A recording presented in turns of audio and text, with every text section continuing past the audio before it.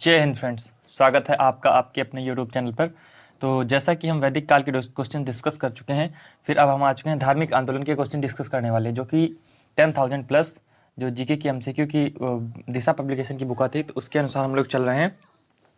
लेकिन एक क्वेश्चन है आप लोगों से कि आप लोग सब्सक्राइब क्यों नहीं करते हैं। क्योंकि ये आप देखिए एक रिकॉर्ड है जो कि यूट्यूब स्टूडियो से आया है, जिसमें कि बताया गया है कि 95% लोग जो कि हमारा वीडियो देखते हैं, ये देख सकते हैं आप कि 95% लोग जो कि अनसब्सक्राइब, जिन्होंने सब्सक्राइब ही नहीं किया, और केवल 4% लोग ही सब्सक्राइब करते हैं। तो चैनल को सब्सक्राइब कर लीजिए, इससे आपका कोई घाटा नहीं होगा। बस केवल ये है कि मुझे मोटिवेशन मिल जाता है कि हाँ मैं और अच्छे वीडियो बनाऊँ आगे के लिए। तो चलते हैं, इसी के साथ में हम अपना पहला क्वेश्चन स्टार्ट करते हैं। भारतीय इतिहास के संदर्भ में निम्नलिखित में से कौन भावी बुद्ध हैं जो संसार की रक्षा हेतु अवतरित होंगे। तो जैसा कि बोधिसत्व की एक परिकल्पना की गई है बौद्ध धर्म में, तो इसमें कुल मिलाकर के छह ऐसे बोधिसत्व हैं जिनको मुख्यतः दिखाया गया है। तो जो कि महायान की एक शाखा की कल्पना है। तो जो पहले हैं अविलोकितेश्वर, तो अविलोकितेश्वर जो हैं ये पद्मपाणि नाम से जाने जाते हैं, मतलब इनका सेकंड नाम जो है पद्मपाणि है, और ये हाथ में कमल का फूल लिए हुए हैं। और इनका जो एक प्रधान गुण है, यानी प्राइम क्वालिटी है, तो वो दया है। तो ऐसे ही इसका जो आंसर होगा वो मैत्रेय आंसर होगा। मैत्रेय आंसर होगा, जो हाथ में कलश को धारण करते हैं तथा ये संसार में होने वाले बुद्ध होंगे, मतलब संसार की रक्षा हेतु अवतरित होंगे भविष्य में। और अगला क्वेश्चन है, अणुव्रत सिद्धांत का प्रतिपादन किसने किया था। तो जैसा कि हम जैन धर्म में पढ़ते हैं, तो जैन धर्म में जो पंच महाव्रत दिए गए हैं, पंच महाव्रत, तो पंच महाव्रत थे, तो वो एक साधारण, मतलब जो गृहस्थ जीवन में रहते थे उनके लिए बहुत ही कठिन थे। तो इसलिए जो पंच महाव्रत थे उनकी कठोरता को थोड़ा सा कम किया गया, जिसे अणुव्रत सिद्धांत या पंच अणुव्रत सिद्धांत कहा गया। तो उन पंच अणुव्रत सिद्धांतों में से हम उनके नाम जान लेते हैं। जैसा कि हम पहला जानते हैं चोरी न करना, अहिंसा न करना, चोरी न करना, अहिंसा न करना, और साथ साथ में सत्य बोलना, अपरिग्रह यानी धन संपदा जो है धन को एकत्रित ना करना, और पांचवा है ब्रह्मचर्य, मतलब ब्रह्मचर्य का पालन करना। तो देखते हैं हम अगले क्वेश्चन की ओर। निम्नलिखित में से कौन सा जैन साहित्य का भाग नहीं है। तो जैसे कि हम जानते हैं, अगर हम पढ़ते हैं बौद्ध धर्म, तो बौद्ध धर्म में सुत्त पिटक जो आता है, सुत्त पिटक, तो सुत्त पिटक के भी 5 भाग हैं, जिनमें से पहला दीर्घ निकाय है, दूसरा मिज्झक निकाय है, तीसरा संयुक्त निकाय है, चौथा अंगुत्तर निकाय है, पांचवा खुद्दक निकाय है। और इन 5 खुद्दक निकायों में से जो पांचवा है, इसके अंदर खुद्दक निकाय जो है उसमें कई ग्रंथ आते हैं। जैसे कि इसमें थेरी गाथा आता है, थेरी गाथा, जातक कथाएं आती हैं, और जातक कथाओं के बारे में आप जानते हैं कि जो भगवान बुद्ध हैं उनके पूर्व जन्म की कहानियों का उल्लेख मिलता है जातक कथाओं में। ऐसे धम्मपद, मतलब किसी बहुत सी तरह की आती हैं। तो ये जो थेरी गाथा जो ग्रंथ है, वो मतलब साहित्य है, वो हाँ जैन धर्म से ना संबंधित होकर के बौद्ध धर्म से संबंधित है, इसलिए हमारा ऑप्शन नंबर ए राइट हो जाएगा। तो चलते हैं अगले क्वेश्चन की ओर। निम्नलिखित में से कौन से तथ्य बौद्ध धर्म और जैन धर्म में दोनों में समान रूप से विद्यमान है। फर्स्ट कथन बोलता है कि तप और भोग का अति कहने का मतलब है बहुत ज़्यादा एक्सेस किसी चीज़ कर देना। अवॉइड, परिहार का मतलब होता है किसी चीज़ को अवॉइड मतलब उससे बचना, अति को अवॉइड करना। लेकिन ऐसा नहीं है। अगर हम बौद्ध धर्म की बात करते हैं, तो बौद्ध धर्म में कहा गया है कि तप हो या भोग हो, तुम उसकी अति से बचो। मतलब बौद्ध धर्म में इस बात पर बल दिया गया है कि तुम यही करो। और जो वो क्या बोलते हैं जैन धर्म है, जैन धर्म में कहा गया है कि जो तप है उसको अति पर उन्होंने बहुत ज़्यादा बल दिया, उसमें परिहार नहीं किया है, अति का परिहार नहीं किया। जैन धर्म में अति पर बहुत बल दिया है। और जैसे कि इसका एक एग्जाम्पल आप ले सकते हैं, जो कि संलेखना विधि है। उनका कहना है कि शरीर को इतना कष्ट दो कि वो दोबारा जन्म लेने का प्रयास ही ना करे। तो संलेखना विधि इसी तरह का एक शारीरिक कष्ट है। तो जैन धर्म के अनुसार ये कथन, जैन धर्म में अति को मना नहीं किया गया। जैन धर्म में कहा गया है कि अति और बढ़ा चढ़ा के कर लो, लेकिन बौद्ध धर्म में कहा गया है कि एक मध्यम मार्ग अपनाओ, जिससे कि तुम्हें मोक्ष की प्राप्ति हो सके। और अगला है वेद प्रमाण के प्रति अनास्था। तो दोनों में मतलब सेम बातें हैं। जैसे कि वेदों में कहा गया है कि पशु बलि चढ़ाने की बात की गई है, तो पशु बलि चढ़ाने की बात की गई, यज्ञ कर्मकांड की बात की गई है। तो ये दोनों लोग इसके प्रति अनास्था रखते थे, यानी ये भी कथन, यानी दोनों लोग इस पर सहमत थे। और तीसरा कर्मकांड की फलता का निषेध। तो ये कर्मकांड और वेद प्रमाण ये दोनों एक दूसरे से रिलेटेड हैं, तो ये भी कथन सही है। चौथा है प्राणियों की हिंसा का निषेध। तो जैसा कि इसमें पशु बलि की बात की जाती है, तो इसलिए ये लोग पशु बलि का निषेध करते हैं, यानी अहिंसा का मार्ग अपनाने की बात करते हैं। तो यानी ये जो तीनों बातें हैं लास्ट वाली, तो ये तीनों बातें हमारी राइट हो जाती हैं। मतलब तीनों में समानताएं हैं। तो कौन सा आंसर हो जाएगा हमारा? ऑप्शन नंबर बी राइट हो जाएगा। तो चलते हैं अगले क्वेश्चन की ओर। अगला है महायान। महायान बौद्ध धर्म में बोधिसत्व अवलोकितेश्वर को किस नाम से जाने जाते हैं? तो जैसा कि अभी हमने पहले क्वेश्चन में बात की कि जो अवलोकितेश्वर हैं वो पद्मपाणि नाम से जाने जाते हैं, जिनके हाथ में कमल का फूल है और इनका जो प्राइम गुण है, प्राइम क्वालिटी जिसे हम कह सकते हैं, वो दया है। मतलब इनके अंदर दया कूट कूट के भरी है, ऐसा कहा जा सकता है। तो अगला क्वेश्चन है अष्टांग मार्ग की संकल्पना अंग है, किस चीज का अंग है? तो जैसा कि हम दीपवंश के बारे में देखें तो हमें पता चलता है कि दीपवंश में जो बताया गया है वो श्रीलंका का इतिहास है मुख्यतः, और कुछ चीज़ें मौर्यकालीन इतिहास के बारे में मिलती हैं। और ये जो धर्म चक्र प्रवर्तन सूत्र है ये इसी की वस्तु है, मतलब ये अष्टांगिक मार्ग की वस्तु है, विषय वस्तु है। तो हम इसकी अष्टांग मार्ग के बारे में जान लेते हैं कि क्या क्या चीज़ें इसके अंदर आती हैं। तो जो अष्टांगिक मार्ग है उसको 3 स्कंदों में बांटा गया है, 3 स्कंदों में बांटा गया, जिनमें से पहला है प्रज्ञा, दूसरा है सील और तीसरा है समाधि। और फिर ये जो प्रज्ञा है उसको भी 3 भागों में बांटा गया है, सील को भी 3 भागों में बांटा गया है और समाधि को 2 भागों में बांटा गया। तो हम प्रज्ञा की सबसे पहले बात कर लेते हैं। तो जो प्रज्ञा स्कंद है उसको 2 भागों में 3 भागों में बांटा गया है, दृष्टि, संकल्प और वाक। दृष्टि, संकल्प और वाक। संकल्प तो आप समझ गए होंगे, वाक को हम यहाँ लिख देते हैं, वाक, ये वाक। तो 3 इसके हो गए। और फिर दूसरा आता है सील। सील में है एक सम्यक, सबके आगे आपको सम्यक जोड़ना है, एक कर्मांत है, एक कर्मांत है, एक अजीव है, कर्मांत, आजीव, व्यायाम। ये हो जाता है सील के पार्ट, व्यायाम। और फिर लास्ट वाला है जो कि हम समाधि के नाम से बुला रहे हैं। समाधि में 2 पार्ट हैं, एक स्मृति है और एक समाधि है। सम्यक स्मृति और सम्यक समाधि इस समाधि स्कंद के भाग हैं। तो चलते हैं अगले क्वेश्चन की ओर। अगला क्वेश्चन है कि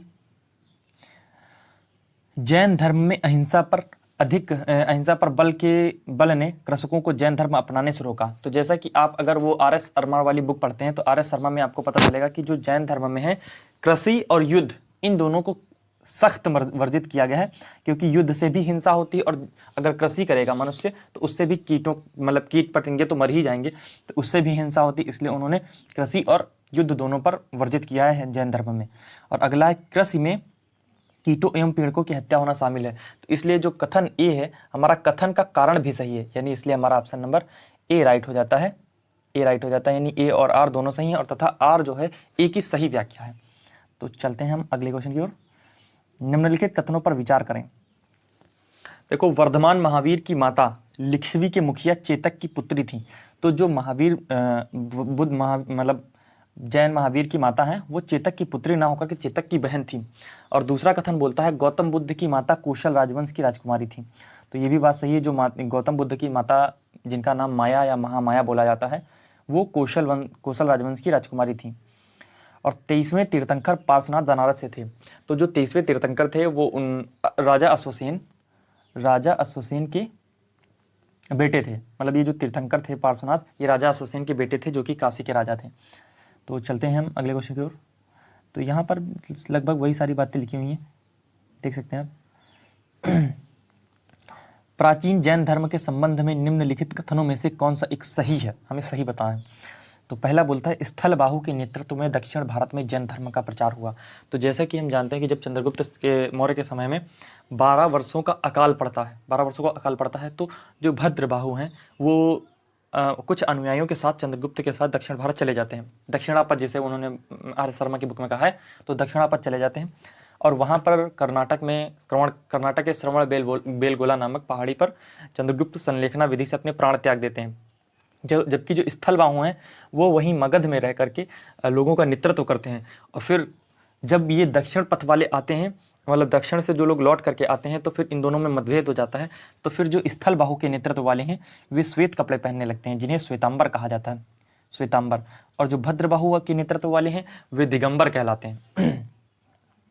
तो इस तरीके से जो स्थल बाहु है तो ये भी हमारा कथन गलत है। और ये जो पाटलिपुत्र में ही परिषद के पश्चात जो जैन धर्म के लोग भद्रबाहु के नेतृत्व में रहे वे श्वेतांबर कहलाए, ये भी बात गलत हो जाती है, क्योंकि हमने बताया कि स्थल बाहु के नेतृत्व वाले श्वेतांबर कहलाए।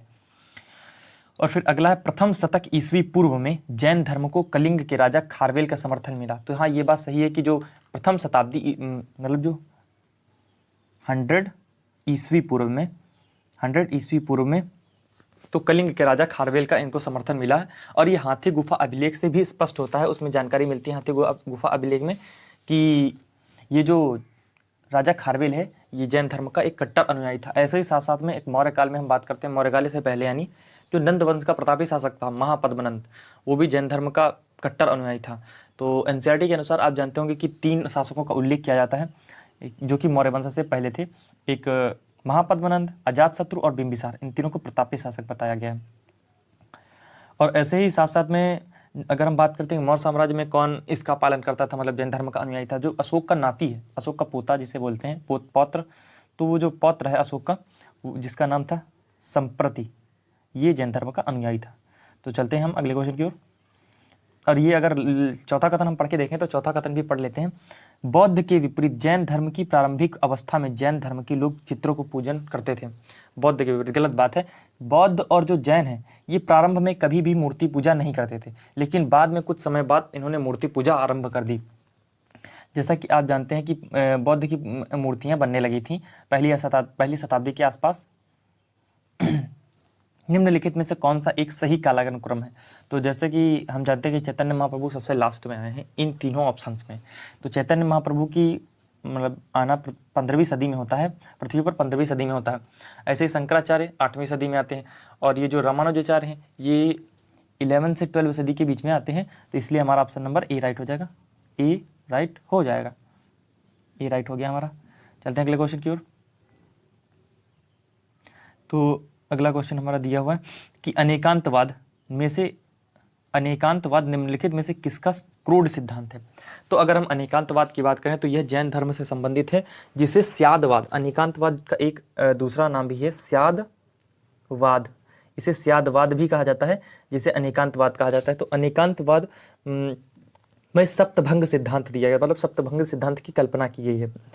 तो इसके अनुसार 7 चीज़ें हैं कि इसको यहाँ पर हम लिखते, यहाँ पर आपको एक फोटो लगा देंगे तो आप ज़्यादा बेहतर देख पाएंगे, क्योंकि यहाँ पर क्या हम बताएं, स्यात् अस्ति स्यात् नास्ति और स्यात् अस्ति चा नास्ति, ये सब थोड़ा सा संस्कृत टाइप में है तो कम ऐसे भी समझ में आता है। चलिए अगला क्वेश्चन की बात करते हैं। जैन दर्शन के अनुसार सृष्टि की रचना एवं पालन पोषण हुआ है। तो अगर हम इसको पढ़ते हैं, एस.के. पांडे की बुक है तो उसको भी पढ़ा, और अगर हमने आर.एस. शर्मा को देखा तो आर.एस. शर्मा में खैर इतना उल्लेख नहीं मिलता है कि जैन दर्शन के अनुसार सृष्टि की रचना एवं पालन पोषण कैसे हुआ, लेकिन और हमने गूगल पर भी कई बार देखा तो इस क्वेश्चन का आंसर थोड़ा सा टिपिकल है, लेकिन फिर भी हमने इसको निकालने की कोशिश की है।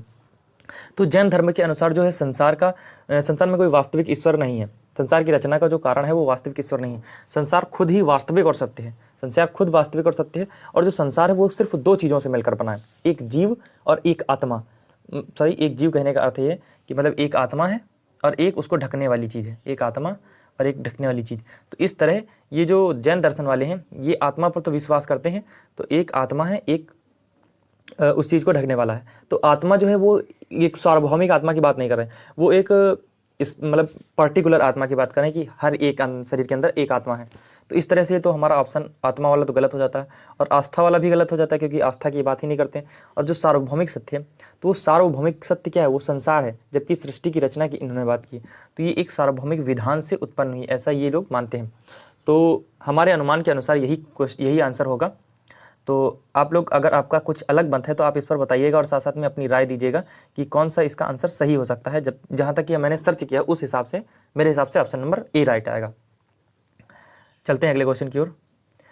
धर्म तथा रीत भारत की प्राचीन वैदिक सभ्यता में एक केंद्रीय विचार को चित्रित करते हैं। इस संदर्भ में निम्नलिखित कथनों पर विचार करना है। पहला है, धर्म व्यक्ति की दायित्व एवं स्वयं तथा दूसरे के प्रति व्यक्तिगत कर्तव्यों की संकल्पना था। तो अगर ये बातें नहीं समझ में आती तो सोचो कि एक व्यक्ति नदी में डूब रहा है तो और तुम उसको देख के चले आए, अगर तुम वही बात किसी दूसरे से बताओगे तो वो क्या कहेगा कि तुम्हारा धर्म था, तुम्हारा नैतिक कर्तव्य था कि तुम उसे बचाओ। तो इस प्रकार ये जो पहली संकल्पना है ये हमारी सही बात बोल रहे हैं ये लोग, कि देखो स्वयं के दायित्वों एवं स्वयं तथा दूसरों के प्रति भी कुछ कर्तव्य होते हैं जो हमें करने पड़ते हैं, जैसे कि उसको बचाना, और साथ साथ में हमारे कुछ कर्तव्य स्वयं के होते हैं कि माता पिता या घर वालों के लिए भी हमें कुछ करना चाहिए। तो उन्हें हम धर्म कह लो या नैतिक कर्तव्य कह लो, तो बात एक ही है। और जो रित है, रित मूलभूत नैतिक विधान है जो सृष्टि एवं उसमें अंतर्निहित सारे तत्वों के क्रियाकलापों को संचालित करता है। तो इस तरह हमारे दोनों कथन राइट हो जाते हैं, दोनों कथन राइट हो जाते हैं। एक मिनट, हाँ दोनों कथन राइट हो जाते हैं। चलते हैं अगले क्वेश्चन की ओर। तो अगला क्वेश्चन है कि प्राचीन भारतीय इतिहास के संदर्भ में निम्नलिखित में से कौन सा या कौन से बौद्ध धर्म और जैन धर्म में, अरे ये वही बात है। तो जैसे कि आपको अगर याद हो तो ये हमारे दोनों कथन राइट होंगे, इसमें चौथा कथन नहीं दे रखा है, तो हमारा दूसरा और तीसरा सही हो जाएगा, दूसरा और तीसरा, तो इसका ऑप्शन नंबर बी राइट होगा। अगला क्वेश्चन है कि निम्नलिखित में से कौन से या कौन से कथन जैन सिद्धांत के अनुसार या अनुरूप है। पहला है कर्म को विनष्ट करने का सुनिश्चित मार्ग तप है। तो ये सही बात है, उनका कहना है कि कर्म तुम करना बंद कर दो। कर्म करने का अर्थ है कि मतलब कर्म करना बंद कर दो, ये जो सांसारिक कर्तव्य हैं, मोह के बंधन से मुक्त होकर के तुम ज्ञान की प्राप्ति करने के पश्चात तपस्या करो, जिससे कि तुम कर्मों के बंधन से मुक्त हो जाओगे और तुम्हें मोक्ष की प्राप्ति हो जाएगी। जो इस जन्म के तुमने कर्म कर चुके हो पहले, उन्हीं कर्मों को तुम इसी जन्म में भुगत कर जो तपस्या करोगे उससे तुम्हें मोक्ष मिलेगा। तो ये हमारा पहला कथन उनके अनुसार सही है। दूसरा है प्रत्येक वस्तु चाहे वह सूक्ष्मतम कण हो आत्मा होती है। तो जैसा कि हमने बात की जैन धर्म के अनुसार दो तत्व सदैव विद्यमान रहते हैं, दो तत्व सदैव विद्यमान रहते हैं, एक आत्मा और दूसरा उसे घेरने वाला कोई भौतिक तत्व। जैसे कि हमारे शरीर में आत्मा है लेकिन उसको घेरने वाला एक शरीर है, तो उसी तरीके से तो इनका मानना है कि हर एक कण में एक आत्मा होती है। तो लेकिन ये जो आत्मा है ये व्यक्तिगत आत्मा की बात करते हैं, ना कि सार्वभौमिक आत्मा की। तो यानी दोनों कथन हमारे करेक्ट हैं। तीसरा बोलता है कर्म आत्मा का विनाशक है। अगर कर्म करोगे, कौन से कर्म, और अवश्य इसका अंत करना चाहिए। देखो कर्म करने से आत्मा का भी अंत होता है, जैसे कि जो मोक्ष वाली बात है, तो जो तपस्या का कर्म है उस कर्म से आत्मा का अंत होता है। आत्मा का अंत होने का अर्थ है कि आपको मोक्ष मिल जाती है, आत्मा अंत नहीं होता। तो इसलिए हमारा इसका तीनों कथन राइट हो जाता है, तीनों कथन राइट है। चलते हैं अगले क्वेश्चन की ओर। निम्नलिखित युग्मों में से कौन सा एक भारतीय षट दर्शन का भाग नहीं है। तो जैसा कि ये क्वेश्चन जो है 2014 का प्रीलिम्स का क्वेश्चन है यूपीएससी का। तो इसमें पहला है मीमांसा एवं वेदांत। वैसे इसका आंसर लोकायत और कापालिक है। तो अगर हम बात कर लेते हैं कि मतलब ये जो दर्शन है ये किसने किसने लिखे हैं, तो उनकी बात करते हैं। तो ये जो वेदांत दर्शन है ये महर्षि व्यास जी द्वारा प्रारंभ किया गया था। फिर उसके बाद में इसमें 3 लोग आए थे, जैसे शंकराचार्य, मतलब इन्होंने द्वैतवाद दिया, अद्वैतवाद दिया, विशिष्टाद्वैतवाद दिया, इस तरह के द्वैतवाद आते हैं। लेकिन इसकी वेदांत की शुरुआत जो है वेदव्यास जी ने की थी। और ऐसे ही मीमांसा 2 तरह का है, एक पूर्व मीमांसा, एक उत्तर मीमांसा। जो पूर्व मीमांसा है उसकी रचना जैमिनी नामक ऋषि ने की थी, जैमिनी। और जो उत्तर मीमांसा है उसकी रचना वादरायण नामक ऋषि ने की थी। मतलब इस मीमांसा के तो 2 पार्ट हैं, एक उत्तर मीमांसा, एक पूर्व मीमांसा। तो पूर्व मीमांसा को जैमिनी ने लिखा और जो उत्तर मीमांसा उसे वादरायण ने लिखा। और न्याय दर्शन का उल्लेख हमें मिलता है अक्षपाद गौतम ऋषि द्वारा लिखित है।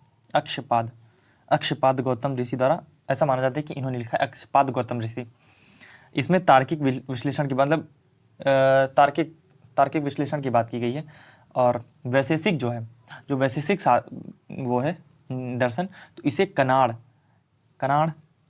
या कनाद द्वारा लिखा गया है। कनाड़ या कहीं कहीं पर इसे कनाद भी लिख देते हैं, कनाद द्वारा लिखा गया है। तो ये जो वैशेषिक दर्शन है इसमें ब्रह्मांड की वास्तविक तथा वस्तुगत चीज़ों की बात की गई है और उसी दर्शन पर चर्चा की जाती है। जो सांख्य योग है, इस सांख्य योग में प्रकृति और पुरुष के बारे में बात की गई, जिसे कपिल ऋषि द्वारा कह सकते हैं लिखा गया है। और योग है, इस योग दर्शन को पतंजलि, आप तो मतलब सभी लोग जानते हैं योग को पतंजलि ने लिखा था और फिर उसके बाद में ये बाबा रामदेव ने इस योग को आगे बढ़ाया। तो चलते हैं अगले क्वेश्चन की ओर। तो इस तरह से हमारा इसका ऑप्शन नंबर सी राइट हो गया कि ये लोग मतलब ये जो षट दर्शन का भाग नहीं है। निम्नलिखित राज्यों में से किनका संबंध भगवान बुद्ध के जीवन काल से रहा। तो जैसे कि अवंती और गांधार है, तो भगवान जो बुद्ध हैं, भगवान बुद्ध कहें या बुद्ध कहें, ये कभी वहाँ पर गए ही नहीं। और जो कौशल है, तो कौशल में तो जानते हैं कि इनकी जो माता थी वो कौशल राजवंश की थी, तो ये कभी ना कभी नानी के यहाँ तो गए ही होंगे। और कौशल भी कई बार गए थे, जब उपदेश देने जाते थे, ऐसे घूमने भी जाते थे। मगध में भी जाते थे कई बार, मतलब इनका अधिकतर जीवन मगध में ही गुजरा है। तो इस तरह हमारा क्या आंसर राइट होता है कि 3 और 4 कहाँ गया, ये यानी 3 और 4 हमारा ऑप्शन नंबर 3 राइट होता है। चलते हैं अगले क्वेश्चन की ओर। सेम वही क्वेश्चन है कि कौन सा संबंध रहा है जीवन काल से, तो इसमें भी देख लेते हैं हम 3 4 कहाँ पर है, 3 और 4। तो 3 4 ये है, तो ये हमारा ऑप्शन नंबर इसमें डी राइट होता है। 18 क्वेश्चन हो गए हैं हमारे। चलते हैं हम अपने 20वें क्वेश्चन पर। भारतीय इतिहास के संदर्भ में निम्नलिखित कथनों पर विचार करें। तो भैया ये 2016 का है, यूपीएससी का प्रीलिम्स का। तो इसमें क्या है, बोधिसत्व बौद्ध मत के हीनयान संप्रदाय की केंद्रीय संकल्पना थी। जैसे कि हम पहले ही क्वेश्चन बता चुके हैं, जो बोधिसत्व की संकल्पना है वो हमारे महायान जो संप्रदाय था उससे उत्पन्न होती है। तो ये हमारा पहले ही कथन गलत हो जाता है।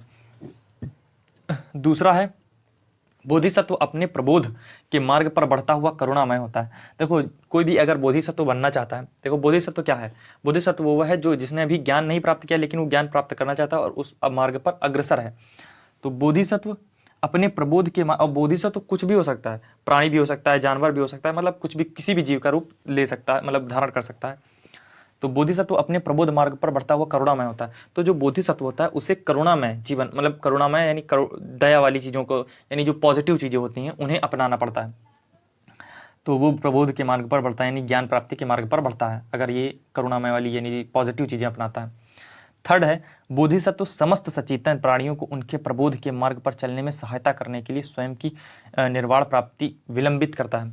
तो हमारा मतलब पहला कथन हमारा गलत है, दूसरा और तीसरा कथन हमारा इस तरह से सही हो जाता है। तो हमारा कौन सा आंसर हो जाएगा, केवल कथन 2 और 3। चलते हैं अगले क्वेश्चन की ओर।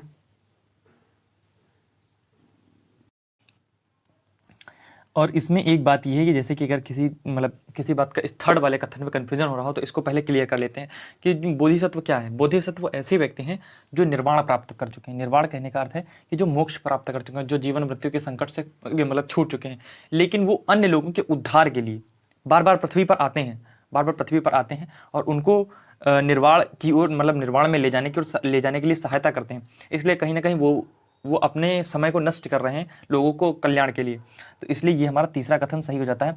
तो अगर हम एस के पांडे की बुक की बात माने तो इसमें भी यही सेम बातें लिखी हुई हैं, बस इस तरह से एकदम ओपन करके नहीं लिखा हुआ है जिस तरह से इसमें लिखा हुआ है। उसमें बस थोड़ा सा कीवर्ड्स में लिखा हुआ है। जैसे मैं पढ़ के सुना देता हूँ। महायान का आदर्श बोधिसत्व है। बोधिसत्व ऐसे व्यक्ति हैं जो निर्वाण प्राप्त कर चुके हैं परंतु अन्य लोगों के निर्वाण में सहायता करने के लिए वो आते रहते हैं। ये मानव अथवा पशु किसी भी रूप में हो सकते हैं। तो आप समझ रहे हैं ना कि देखो वो प्राप्त तो कर चुके हैं लेकिन वो अपने समय को नष्ट करने यानी अपने निर्वाण की प्राप्ति कर लेने के बाद भी उसको देर कर रहे हैं कि हम चलो इन लोगों का कल्याण कर देते हैं। तो इस तरह हमारा तीसरा और दूसरा कथन सही हो जाता है। आप इसको ध्यान से अकेले में बैठ के करिएगा तो बिल्कुल आप समझ जाएंगे। चलते हैं अगले क्वेश्चन की ओर। भारत के सांस्कृतिक इतिहास के संदर्भ में इतिवृत्तें, राजवंशीय इतिहासों तथा वीर गाथाओं को कंठस्थ करना निम्नलिखित में से किन व्यवसाय से था। तो इस क्वेश्चन का आंसर आप लोग बताइएगा क्योंकि ये 20th क्वेश्चन है। इसके बाद हम 21 से हम अगले वीडियो में स्टार्ट करेंगे। तो इस क्वेश्चन का आंसर आप लोग बताइएगा। तो मिलते हैं नेक्स्ट वीडियो में और कमेंट जरूर करिएगा और भाई लोग सब्सक्राइब करिएगा क्योंकि देख रहे हैं कि 95% लोग अनसब्सक्राइब्ड हैं और 95% लोग जो सब्सक्राइब ही नहीं किया है, केवल 5% लोग ही सब्सक्राइब करते हैं। तो मिलते हैं नेक्स्ट वीडियो में। Thanks for watching.